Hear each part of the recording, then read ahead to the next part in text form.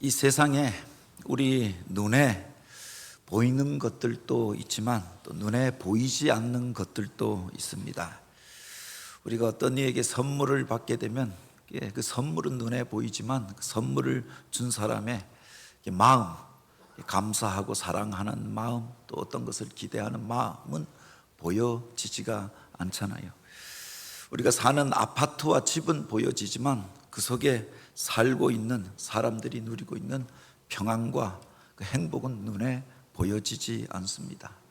교회당의 건물은 보여지지만 바로 그 교회 안에 담겨져 있는 그 성도들의 믿음과 사랑, 그리고 그 은혜 받은 그 모습들은 눈에 잘 보여지지 않지요. 그래서 보통 우리가 보여지는 것들을 치중하고 보여지는 것들에 신경을 쓰고 살 수 있지만 사실은 보여지지 않는 그것이 더욱 중요할 수 있다라고 하는 겁니다. 그 건물보다, 그 외형보다, 겉으로 드러나 있는 제도보다 더 중요한 것이 바로 그 속에 담겨져 있는 것들이라고 하는 겁니다. 어거스틴이라고 하는 사람이 쓴 신국론이라고 하는 책이 있습니다. 바로 인류의 역사에 대하여 성경의 역사로부터 세상의 역사까지를 풀어서 낸 책인데, 여기에 보면 두 개의 나라에 대하여 이야기합니다.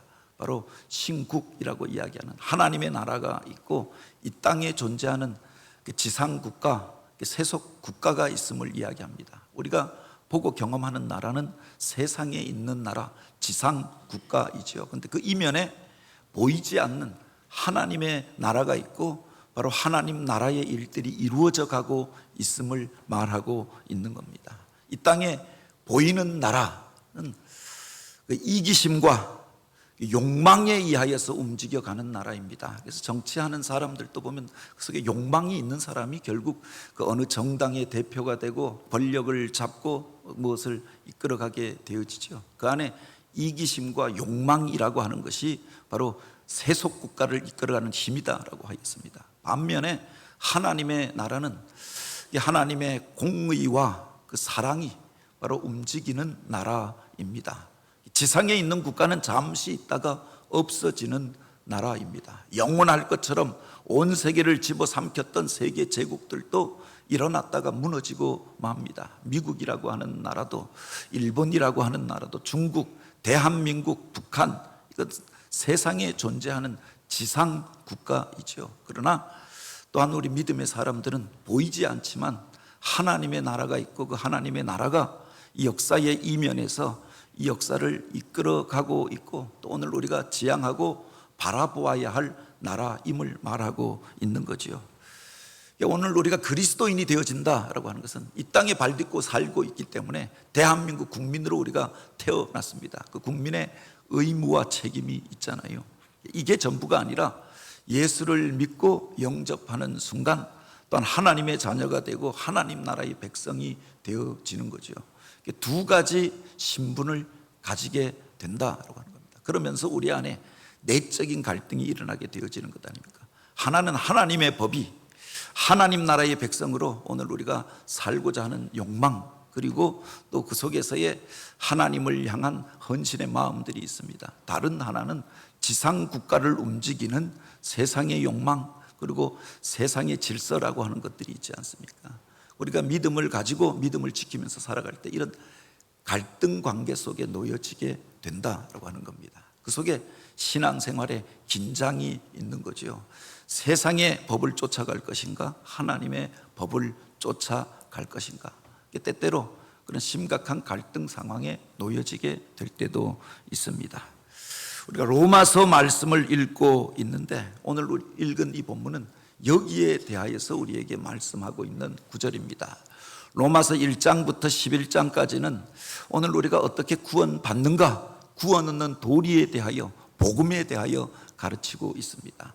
12장부터는 구원받은 성도들이 이 땅 속에서 어떻게 살아가야 하는가, 구원받은 성도들, 그리스도인의 삶의 윤리에 대하여 가르치고 있지요. 그 첫 번째가 바로 12장에서 말하고 있는 것이, 먼저 하나님을 예배하는 사람, 하나님이 기뻐하시는 영적인 예배를 드리라 라고 했고, 교회 안에서 서로 섬기는 자가 되라. 믿음의 공동체 안에서 먼저 행하여야 할 일들에 대하여 가르칩니다. 그리고 바로 이 13장에 보면 우리가 어느 나라에 속하여져 있고 어느 세상 가운데에서 속하여 살아가고 있기 때문에 그 속에서 성도들이 세상의 권세에 대하여 어떻게 생각해야 하는가, 이 문제에 대하여 가르쳐 주고 있는 겁니다. 그 1차적인 말씀이 13장 1절에 등장하지요. 각 사람은 위에 있는 권세들에게 복종하라라고 하였습니다. 오늘 우리가 살아가는 이 세상 가운데 권세라고 하는 것들이 있지 않습니까? 권세는 하나님으로부터 나지 않음이 없나니 모든 권세는 다 하나님이 정하신 바라라고 하였습니다. 오늘 우리들 가운데 주어진 그 권세를 인정하고 위로부터 세워진 그 권세를 따르고 순종하라, 이것을 우리에게 가르쳐 주고 있는 겁니다. 오늘 우리 안에 권세라고 하는 말에 대한 부정적인 인식들이 있고 또 저항감이 있습니다. 과거 일제시대 때 부당한 권력으로 인하여서 많은 사람들이 피해를 입고 억압당하고 고통당하였던 시대가 있었습니다. 독재시대 때 권세를 함부로 부리는 사람들이 있었잖아요. 그래서 우리가 이 권세라고 하는 말에 대하여서 무슨 부당하게 행사하는 어떤 권력이라고 이해하는 측면이 있는데, 사실은 권세라고 하는 말 그 자체는 권위를 가지고 사람들을 이끌어가는 어떤 힘을 의미하는 겁니다. 그런 직책이나 그런 사람을 의미하는 거죠. 세상 가운데 이런 것이 필요하지 않습니까? 사람들이 중구난방 각자 자기 소견에 오른 대로 살아가는 것이 아니라 어떤 모임이 만들어졌을 때 그 모임을 하나 되게 하는 권위가 필요하고, 그들이 단지 그냥 자기들끼리 지지고 뽑고 살다가 가는 게 아니라 어떤 목적을 가지고 모였다라고 하면 그 목적을 향하여 사람들을 이끌어가는 리더십이 필요하고 권위자가 필요하다라고 하는 겁니다. 민주주의 시대가 되어져서 사실 가장 심각한 문제 중에 하나가 이런 권위가 무너지고 있다고 하는 겁니다. 학교에서 선생님의 권위가 무너집니다. 가르치는 자의 권위가 무너지고 나니까 배울 것이 없다라고 생각하고 모든 일거수일투족이 고발의 대상이 되어지고 마는 거죠. 그러니까 공교육이 무너졌다라고 이야기합니다. 다른 데서 바로 그 배움을 얻고자 하니까 엄청난 비용을 지불하면서도 사실은 검증되지 않는 것들을 쫓아가는 것 아닙니까? 교회 안에서 권위가 무너지고 나니까 교회마다 갈등하고 또 싸우는 일들이 일어납니다. 목회자의 권위가 무너지고 나니까 바로 교인들이 그 말씀의 권위까지 잃어버리고 하나님의 말씀의 권위가 잃어진 세상 가운데서 마치 교회가 무슨 이기주의적인 집단이나 또는 문화생활을 하는 집단처럼 되어져 버렸다. 교회 안에서 지도자들 또 세움받은 기름 부음 받은 자들의 권위가 무너지고 나니까 각자 자기 소견에 옳은 대로 행하면서 교회마다 이런저런 갈등이 일어나고 세상에 빛이 되어지지 못하고 마땅히 해야 할 일들을 행하지 못하면서 지리멸렬하는 모습들이 되어져 버렸다고. 국가의 권위가 무너지고 나니까 갈등이 일어나 믿고 따라가야만 할 사람들이 없어져 버린 것 같은 세상 속에서, 그러니 세상 가운데 갈등이 점점 심화되어지잖아요. 의료 대란이 일어났는데 문제를 일으킨 사람들도 또 여기에 문제를 제기하는 사람들도 해결하려고 하는 노력이 없다라고 하는 겁니다. 그냥 그 속에서 자기들끼리 싸우고 그래서 약한 자들이 피해를 보게 되어진 것 아닙니까? 세상에 권위가 없어지고 나니까 쟁투하고 갈등하고 전쟁으로 가득한 세상이 되어져 버리고 말았다라고 하는 겁니다. 그래서 오늘 우리가 기억해야 할 것이 어떤 모임이나 어떤 집단 안에 바로 모든 사람이 믿고 따를 만한 어떤 권위가 필요하고 권세가 필요하다라고 하는 겁니다. 그 앞에 지도자로 세운 이들에게 어떤 권위를 주어져서 그것을 이끌어갈 만한 바로 그런 그 권세를 주어져서 그래서 그가 그것을 이끌어갈 때 그 모임이 온전한 방향으로 그렇게 일사불란하게 앞을 향하여 갈 수가 있는 겁니다. 물론 그것이 정당하게 행사되어져야겠지요.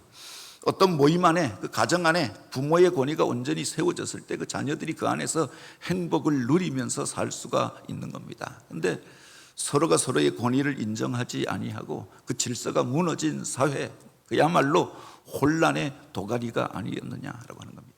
사도행 그 사사기에 나오는 그 시대의 모습이 그러하지 않습니까? 그때 각 사람이 자기 소견에 옳은 대로 행하더라. 그때 이스라엘에 왕이 없으므로, 꼭 왕관을 쓴 왕을 말하는 것이 아니라 참된 지도자가 없으므로, 믿고 따를 만한 권위가 없어져 버림으로 인하여 각자 소견에 옳은 대로 행하는 혼란의 시대, 어둠의 시대가 이르게 되어졌음을 이야기하고 있는 거죠. 여기에서 말하고 있는 권세에 복종하라 라고 하는 말은 힘 있는 자에게 굴복하고 불의한 권력 앞에 무릎 꿇으라, 이 말이 아니라 바로 하나님이 세우신 그 권위를 마음으로 인정하고 따르라, 그것이 너희가 복된 삶을 살아가는 원리가 되어짐을 가르치고 있는 거죠.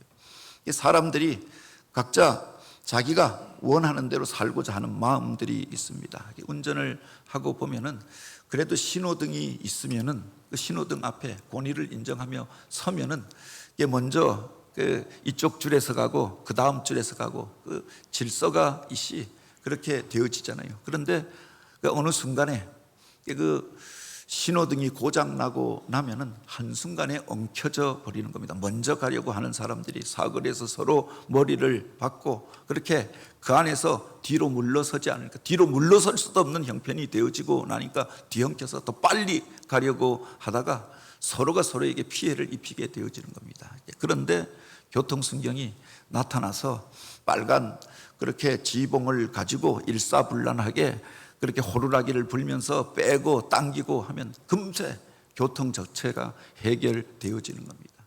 서로가 편리함을 위하여서 어떤 권위를 인정하고 질서를 따르는 것이 필요하다라고 하는 겁니다. 그래서 사람들이 모이면 작은 모임도 먼저 그 모임의 장을 정하는 것 아닙니까? 그래서 회장을 세우든 총무를 세우든 또는 회칙을 만들어서 질서를 정하고 그 안에서 순종할 때 그 모임이 그렇게 아름다운 모임으로 조화롭게 그 모임이 이루어져 간다라고 합니다. 우리 하나님도 질서의 하나님이시고 이 세상을 만드실 때 조화롭게 만드셨던 분이죠. 그 모든 것들이 선후 간의 관계가 있어서 하나님의 깊으신 섭리 가운데에서 만들어졌고 그것이 보시기에 좋았다라고 하였습니다. 그 하나님은 질서의 하나님이라 하고, 너희 형제들아 그 모든 것들을 너희가 적당하게 행하고 질서대로 하라, 오늘 우리에게 그렇게 권면합니다. 복되게 살아가는 모습 중에 하나가 바로 그 속에 담겨져 있다라고 하는 겁니다. 사실 우리가 무슨 법에 대한 거부감을 가지고 있는데 이런 혼란을 피하기 위하여서 법이라고 하는 것이 만들어진 것 아닙니까? 이미 3,500년 전에 당신의 백성들에게 율법이라고 하는 것을 주셨습니다.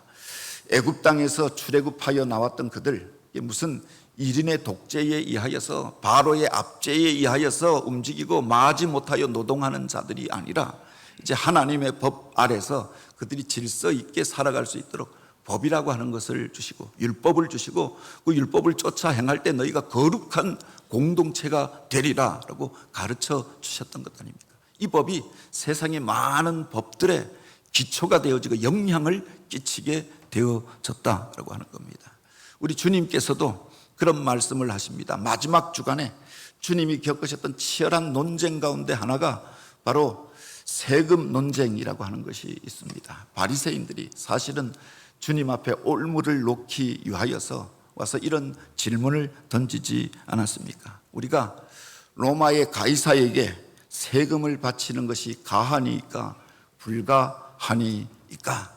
당시 이스라엘이라고 하는 나라는 나라를 잃어버리고 로마 제국의 식민지가 되어져 있었잖아요. 그래서 바로 로마의 가이사 황제에게 세금을 바쳐야 했다라고 하는 겁니다.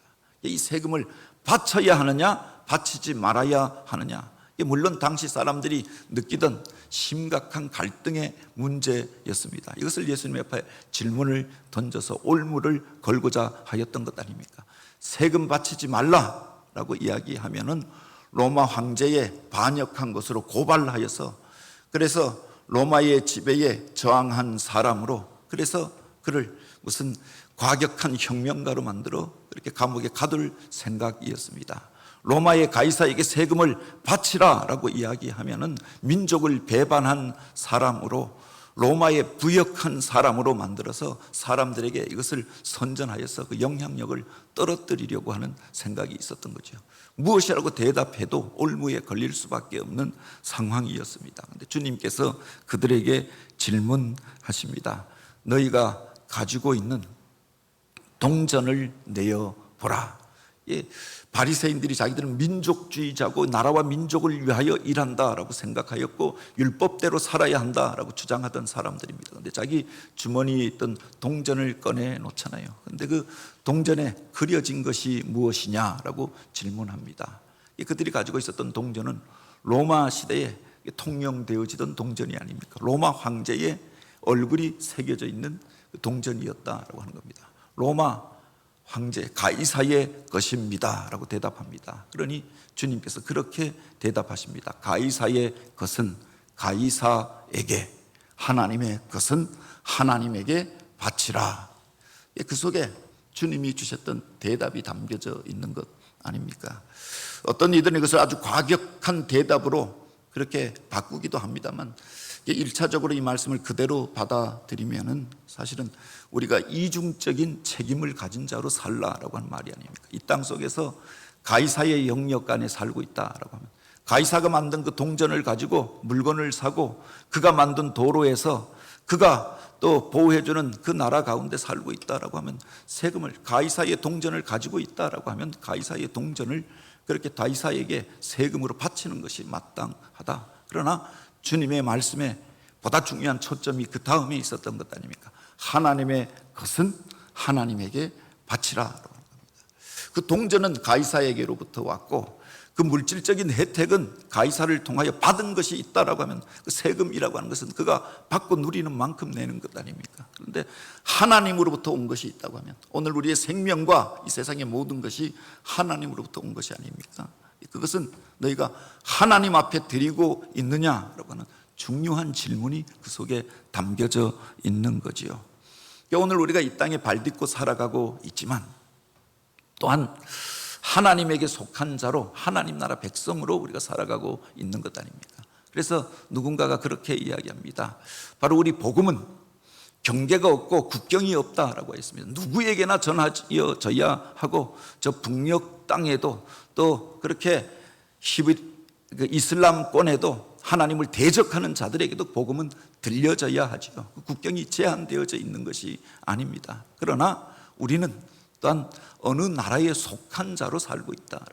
대한민국이라고 하는 나라에 속하여져 있고 그 국민으로 살고 있잖아요. 그렇다고 하면 국민으로서의 의무를 다하고 또 한 가지 보다 중요한 하나님께서 원하시고 기뻐하시는 그 삶을 향하여 한 발 더 나아가는 삶, 이게 그리스도인의 삶이 아니냐라고 하는 거죠. 여기에서 오늘 우리가 중요한 질문을 던질 수가 있습니다. 그런데 위에 있는 권세에 복종하라라고 했는데 그 위에 있는 권세가 잘못된 일들을 행하고 있다, 불의한 일들을 행하고 있다, 악한 일들을 행하고 있다라고 하면 그래도 그 권세에 복종해야 하느냐라고 하는 질문이 남겨지게 되어지는 거죠.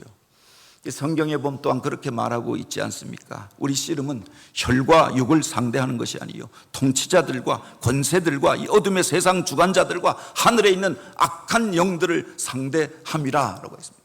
우리가 믿음으로 살면서 이 땅 속에서 씨름하면서 지지 말고 이겨야 할 대상들이 있는데 이 세상에 악한 권세를 잡고 있는 영적인 세력에 대하여서는 굴복하지 아니하고 영적 싸움을 싸워야 함을 우리에게 가르쳐 주고 있는 것 아닙니까? 과거에 일제시대 때 저들에 의해서 부당한 압제와 수탈이 있었습니다. 젊은이들을 동원하여서 불의한 전쟁에 이 젊은이들을 동원하였지 않았습니까? 태평양 전쟁을 일으키고 또한 만주사변을 일으키고 제2차 세계대전을 일으키고 거기에 이 땅의 식민지 청년들을 동원하여서 총알바지로 앞장서 내세워 있는데 여기에 충성하고 복종하고 쫓아가야 하느냐, 이런 심각한 질문이 있지 않습니까? 히틀러나 또 북한의 무슨 김정은 같은 김정일 김일성 같은 이런 독재자가 들어섰을 때 그래도 숨죽이면서 그 권세에 복종해야 하느냐, 이런 질문을 우리가 할 수 있다라고 하는 겁니다. 일반적인 의미에서 세상의 권세에 복종하고 세상 가운데 세워진 질서에 순종하며 사는 것이 복된 삶의 길이 되어지는데, 불의한 권력에 대하여, 악을 행하는 권세자에 대하여 어떻게 해야 하느냐, 이런 질문이 우리들 안에 남겨지는 것 아닙니까? 이게 종교개혁 시대의 가장 중요한 논쟁 중에 하나였습니다. 이게 불의한 로마 가톨릭의 잘못된 가르침에 대하여서 마틴 루터가 종교개혁의 깃발을 들게 되지 않았습니까? 그런데 나중에 가면은 이게 급진적인 개혁파와 온건주의 개혁파로 나누어지게 됩니다. 이게 바로 마틴 루터와 토마스 윈처의 논쟁이라고 하는 것이 있습니다. 바로 마틴 루터는 그렇게 이야기합니다. 위에 있는 권세들에게 복종하라 하였느니라. 오늘 우리가 개혁을 하고 세상을 바꾸는 일들을 행할 때에도 위에 있는 권세를 인정하면서 질서 있게 세상을 바꾸어가는 것이 필요하다.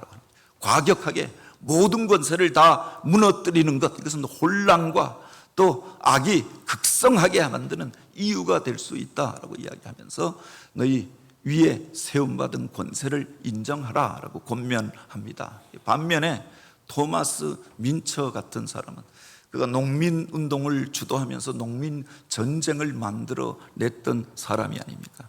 이 4절에 나오는, 하반절에 나오는 그 말씀을 인용합니다.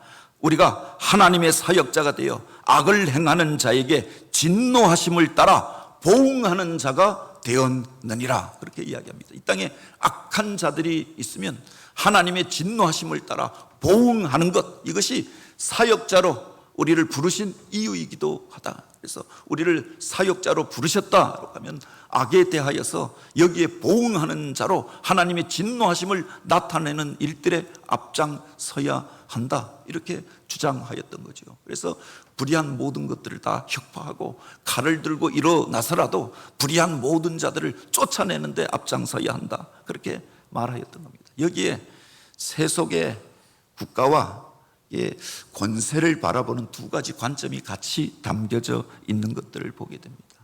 어떤 때에는 급진적인 방향으로 나타나기도 하고 어떤 때는 보수적인 방향으로 나타나기도 하지요. 그러나 이 말씀을 우리가 주목하여 볼 필요가 있습니다. 로마서 13장 4절 말씀인데요, 우리가 다시 한번 이 말씀을 같이 한번 읽어보겠습니다. 13장 4절입니다. 그는 하나님의 사역자가 되어 내게 선을 베푸는 자니라. 그러나 내가 악을 행하거든 두려워하라. 그가 공연히 칼을 가지지 아니하였으니 곧 하나님의 사역자가 되어 악을 행하는 자에게 진노하심을 따라 보응하는 자니라. 아멘. 여기에 보면 하나님께서 이 땅 가운데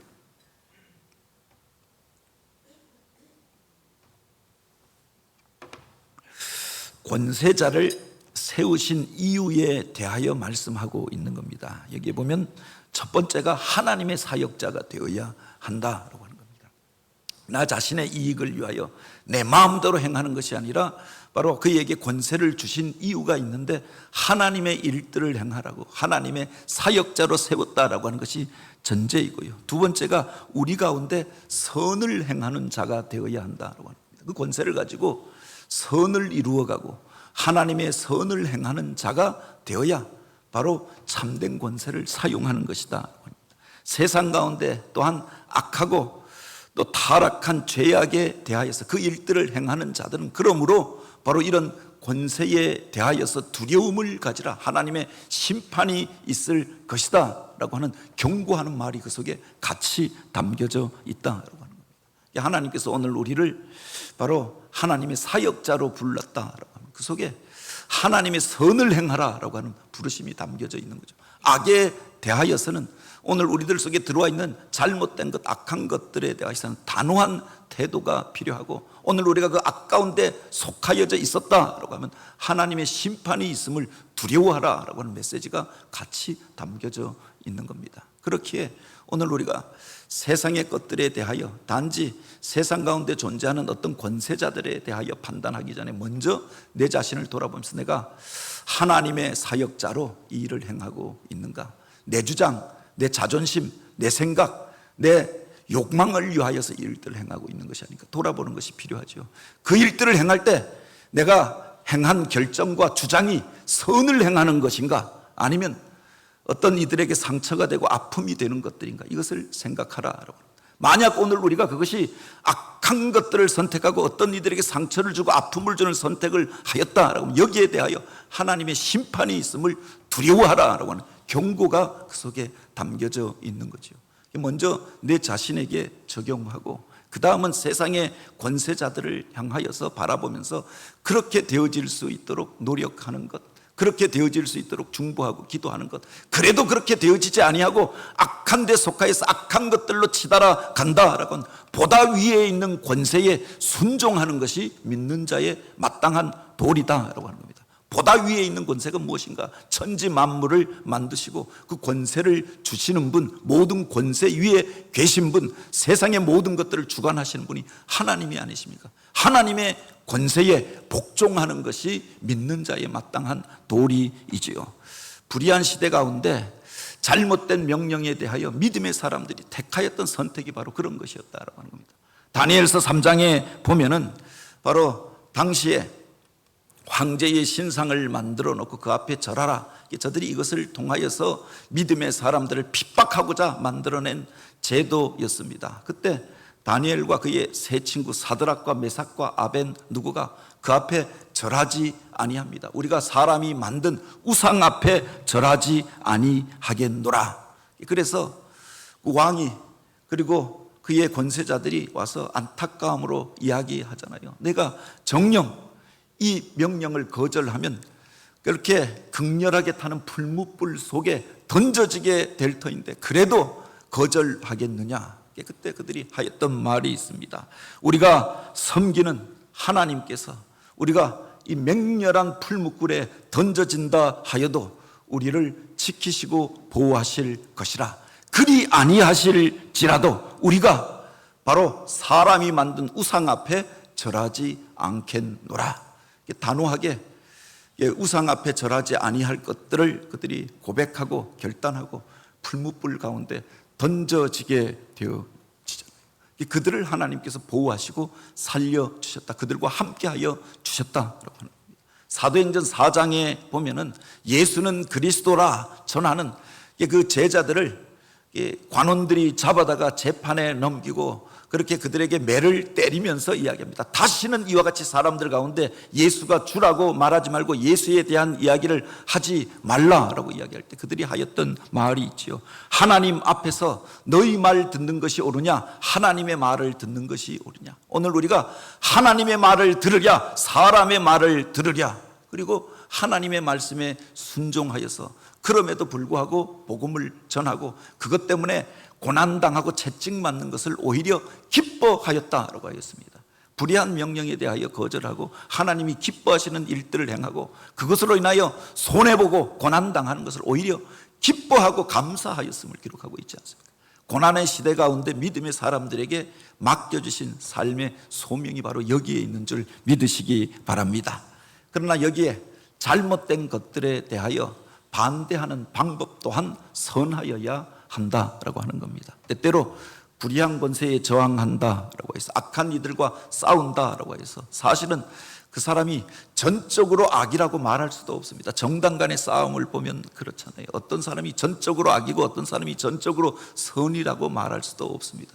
권력을 향하여서 경쟁하는 과정 속에서 서로의 작은 허물을 가지고도 공격하잖아요. 그런데 안타까운 것은 성도들이 여기에 같이 개입하여서 바로 서로를 향하여서 악한 감정을 가지고 바로 그렇게 극렬하게 분노하고 저주하는 것들 가운데 있다라고 하는 겁니다.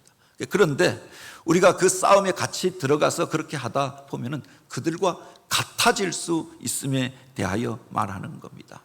악한 자들에 대하여 저항한다. 그래서 악한 방법을 동원한 것들이 나중에 보면은 내가 그들의 악을 닮아가고 있고 마귀 사단의 도구가 되어져 있는 것들을 깨닫게 되어지는 거죠. 그래서 우리에게 주셨던 말씀이 바로 너희에게 악에게 지지 말고 선으로 악을 이기라라고 하는 겁니다. 이 세상에 악이 있어서 악과 타협하고 굴복하는 것이 아니라 악에게 지지 말고 오늘 우리가 깨어서 이것을 분별하고 이기는 자가 되라라고 했는데, 이기는 방법도 선하여야 한다. 그리스도인의 방법으로, 선한 방법으로 세상 가운데서 이겨야 하는 거지요. 그러니 그들보다 더 깊은 영성을 가지고 있고 더 높은 인격과 삶을 가지고 있어야 하는 것 아닙니까? 그들이 주먹으로 때린다고 해서 똑같이 주먹으로 때리면 똑같은 사람들이 되어지는데, 맞고도 오히려 그를 축복하여 준다라고, 그게 사실은 그 사람이 이기는 것 아닙니까? 세상에서 또 높은 수준의 사람들이 억울한 일들을 당하고 오히려 그를 품어주는 자가 아니었느냐라고 하는 겁니다. 이 믿음의 사람들이 세상 사람들, 세상의 권세가 행사되어지는 방향보다 더 높은 차원에 있어야 하는 것 아닙니까? 또 한 가지는 우리가 주의해야 하는 것이, 불의한 세상 가운데 오래 살아가다 보면 바로 오늘 우리가 이와 같이 그 저항과 불신이 우리 삶의 태도가 될 수 있다라고 하는 겁니다. 과거에 오랜 기간 동안 독재 시대에 살아가면서 사람들이 선택할 수 있는 방향은 둘 중에 하나밖에 없었습니다. 순종하든지 굴복하든지 아니면 저항하든지. 일제시대에 오랜 세월 동안 저들의 저항하면서 그 시대를 살았던 사람들 가운데 둘 중 하나였습니다. 저항하든지 아니면 굴복하든지. 그런데 오랜 동안 살다가 여기에 굴복하지 아니하고 저항하였던 것이, 저항의 정신이 바로 삶의 태도가 되어져 버렸을 때 문제가 되더라라고 하는 겁니다. 모든 일들에 대하여서 바로 저항하는 겁니다. 참된 권위에 대하여, 우리가 세워가야 할 세상의 질서에 대하여, 아름다운 일들에 대하여서도 저항하는 것이 바로 이것이 지식인의 태도인 것처럼 말하면서 저항이 삶의 태도와 모습이 되어진 경우도 있더라고요. 젊은이들 가운데 안타까운 모습 중에 하나가 바로 그런 것이 있는 겁니다. 세상 가운데 세워져 있었던 어느 정도의 권위가 필요하고 질서가 필요하잖아요. 교회 안에서 어른이 필요하고 또 앞선 선배들의 본을 쫓아가는 모습들이 필요하죠. 그런데 모든 것들에 대하여 부정하고 저항하는 것, 이것이 삶의 습성으로 굳어져 있는 이들이 있다고 하는 겁니다. 어떤 말도 어떤 충고도 들어가지 않는 거죠. 하나님의 말씀도 그에게 들어가지 않더라라고 하는 겁니다. 불의한 세상 가운데 살면서 부정한 모습들이 오늘 우리의 삶의 습성이 되어지지 아니하도록 내 마음을 지키는 것이 필요하지 않습니까? 그 속에서 하나님이 세우신 권위를 인정하고 권세를 바로 사용하는 자로, 하나님이 기뻐하시는 일들을 만들어가는, 하나님이 기뻐하시는 공동체를 세워가는, 그 속에서 선한 모습으로 본을 보이고 사람들을 세우고 살리는 자로 쓰임받는 저와 여러분, 우리 교회가 되어지길 주님의 이름으로 축복합니다.